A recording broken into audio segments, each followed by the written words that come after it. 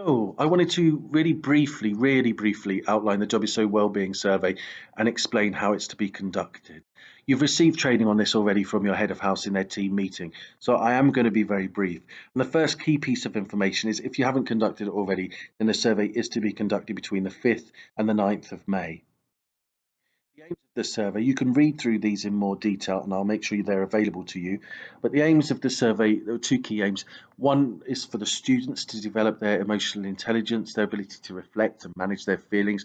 And the other is to create really meaningful data for the teachers and for the pastoral team so that we can look at making adaptations and changes to better meet the pastoral needs of the students. So this is meant to be very active data, not just for us to stroke our beards and go, what a lot of sad children, what a lot of happy children. The idea is that we're thinking about, that and that and that mean that if I did that, that would go up. So it's actually, we're going to be tracking this over a period of time and seeing whether the changes are making impact.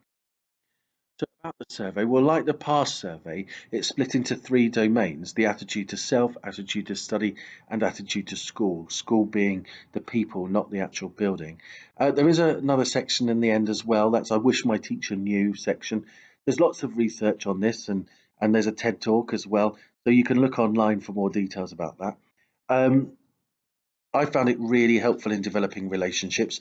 Most of the content on there, that bit will be, I've got, I'm nervous about a gymnastics competition. I've got a new cat called Tiddles, or you're the best teacher ever. That's no, it was nice to hear lots of those come up. I've found that actually, if you're responding to those things like the gymnastics and you're saying, oh, good luck with the gymnastics at the weekend, and then after the weekend, you're saying, how did it go? Oh, it wasn't that bad. There you go.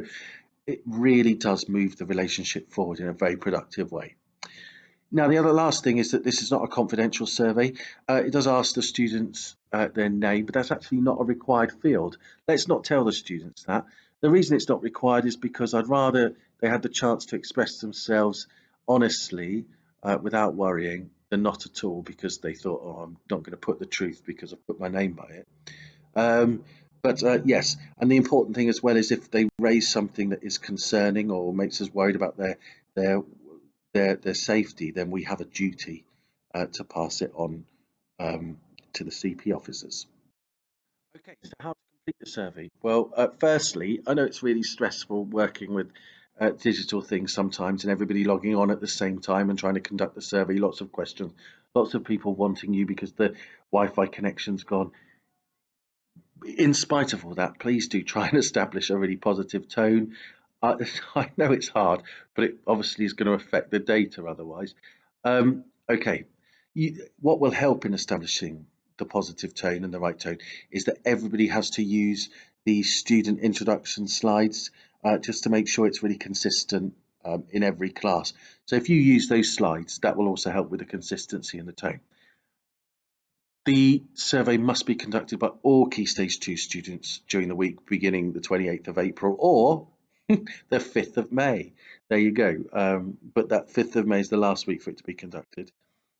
Make sure you're using the Wellbeing Survey introduction slides. The last few slides of that introduction PowerPoint have the QR code and link for each year group. So just check the heading to make sure you're definitely using your year group slide, your year group survey. Otherwise, it'll get a bit confusing. Students, and this comes up a lot, this question comes up a lot, students have to record how they feel in that moment. Okay, not generally, how they feel in the moment. Take the time to practice a range of questions. They're on the introduction slides. You don't need to do all of them, but just to make sure that everyone's reasoning is aligned and they have a fairly regulated understanding that if I put a 3, that means this. If I put a 5, that means that. And it might be worth saying, avoid those mid ranges because actually it's fairly indecisive. We want them to be accurate and pinpoint a definite how they definitely feel, rather than being ambiguous. Ambiguity is not very helpful to us. It's to be conducted by the class teacher, not a specialist teacher, no matter how special the specialist teacher. Each of the links and QR slides and the title slides have some music embedded on it, so please allow that to play while they conduct the survey. So on the student introduction slides, the link and QR slide and the very first welcome slide have music on it. So that must be played while they conduct the survey, because there's lots of research to show that will help. The survey should take only 10 minutes to complete.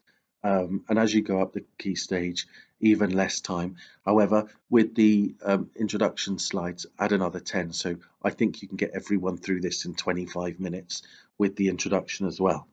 The survey must be completed in school. It must not be put on the seesaw as a homework task. There is a link for an example survey on the last slide, and that can be shared with parents if they're asking questions, or if you just want to look through the survey yourself. If you want to do the survey with the students, I think that's great, and a great way to show that you're really invested in this as well. After completing the survey,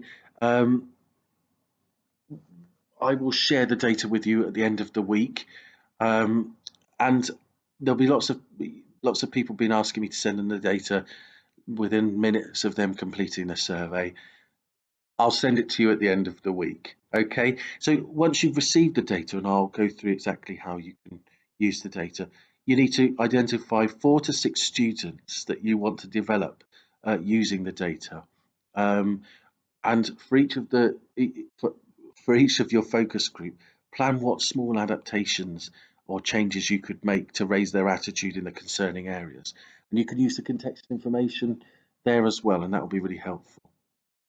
And then we will be conducting the survey again before the end of the year, so that we can actually see whether those adaptations made a difference. Okay, it's really good to follow up this survey with a conversation with the children, but we do expect that the adaptations are slightly more than that with the focus group of children.